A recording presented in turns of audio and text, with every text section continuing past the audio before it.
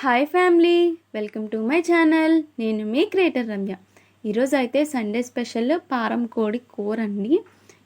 ఇది ఎలా చేసుకోవాలో ఏంటో అనేది క్లియర్గా మీకైతే చెప్తాను. పారం కోడి త్వరగా ఉడకదు, సో ఎలా చేసుకోవాలో ఏంటో అనేది అందరికీ డౌట్స్ ఉంటాయి. ఈ వీడియోలో అయితే మీకైతే చూపిస్తానండి. ఫస్ట్ ఏమేమి కావాలో అండ్ ఏంటి ప్రాసెస్ అనేది చూసేద్దాం పదండి.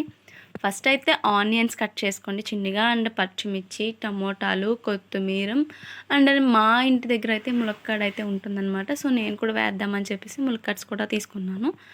ములక్కాడ అండ్ నెక్స్ట్ అయితే చికెన్ అయితే కడిగేసి పక్కన పెట్టేసుకోండి.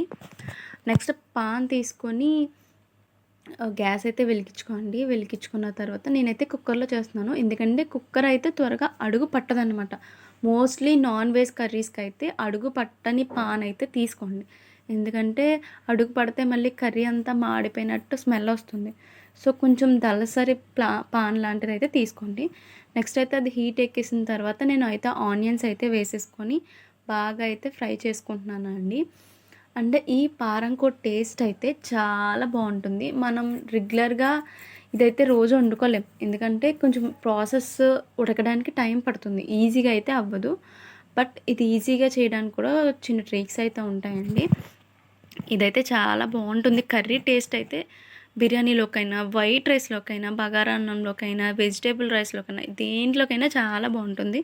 నెక్స్ట్ అయితే తగినంత సాల్ట్ అయితే యాడ్ చేసుకుని మిక్స్ చేసేసుకోండి.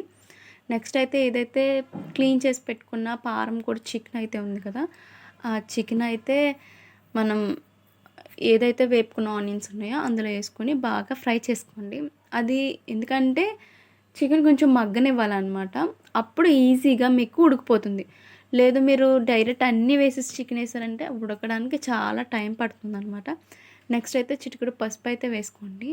అండ్ చూడండి ఒకసారి పొగలు కమ్మి ఎలా వస్తుందో. ఇది మీకు చాలా ఈజీ ప్రాసెస్ ఉంటుందండి, నా వీడియోని ఫాలో అవ్వండి. అండ్ నెక్స్ట్ అయితే నేను టమోటాలు, పచ్చిమిర్చి, ఏవైతే ములక్కాయలు ఉన్నాయో అవి వేసేసుకొని బాగా మిక్స్ చేసుకున్నానండి.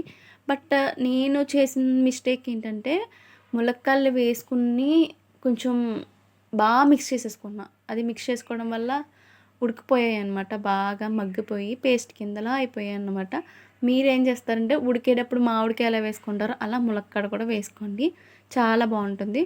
నెక్స్ట్ అయితే అల్లం వెల్లుల్లి పేస్ట్ అనమాట. మేము ఎప్పటికప్పుడు అల్లం వెల్లుల్లి పేస్ట్ దంచుకొని వేసుకుంటామండి, బయటది ఎక్కువ వాడము. అండ్ దాన్ని బాగా కలిపేసుకోండి.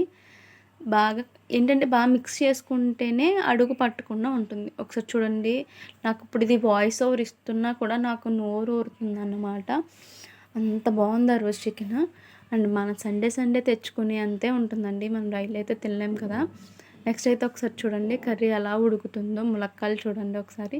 నెక్స్ట్ అయితే తగినంత వాటర్ అయితే యాడ్ చేసుకుని, ఇందులోకి అయితే వాటర్ అయితే ఎక్కువే యాడ్ అవుతుందండి, చాలా ఎక్కువ యాడ్ అవుతుంది. అలాంటప్పుడే బాగా ఉడుకుతుంది మెత్తగా, లేకపోతే గట్టిగా ఉంటుంది అనమాట. అందరూ తినలేరు, ఏజ్డ్ పర్సన్స్ అయితే తినగలరు కానీ తినలేరు. ఏజ్డ్ పర్సన్స్ కొంచెం తక్కువ ఏజ్ ఉన్న వాళ్ళైతే తినగలరు, బట్ కొంచెం ఏజ్ ఎక్కువ ఉన్న వాళ్ళైతే తినలేరు. సో వాటర్ ఎక్కువ వేసుకొని బాగా ఉడకనిస్తే ఎవరైనా తినగలరు అన్నమాట. చూడండి ఒకసారి నేను ఓపెన్ చేస్తున్నాను, అసలు కెమెరానే కనిపించట్లేదు ఆవిరికి. చికెన్ కర్రీ అయితే రెడీ అండి. ఒకసారి అయితే చూడండి, పారం కోడి చికెన్ కర్రీ అనమాట. ఒకసారి చూడండి, దాంట్లోకి కొత్తిమీర వేసేసుకొని మూత అయితే పెట్టుకుంటే స్మెల్ బాగా పడుతుంది అనమాట. నేను చెప్పాను కదా ములక్కాడ చూడండి ఎలా పేస్ట్ అయిపోయిందో.